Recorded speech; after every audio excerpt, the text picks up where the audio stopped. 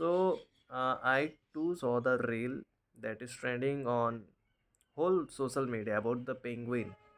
The one penguin যে নিজের community ছেড়ে স্ট্রেট 70 কিলোমিটার দূর সেই মাউন্টেনের দিকে সোজা হাঁটা দিল, ইভেন নোয়িং যে সে হয়তো ওই ডেস্টিনেশনে পৌঁছাতে পারবে না, but still the penguin chooses to follow his own thought.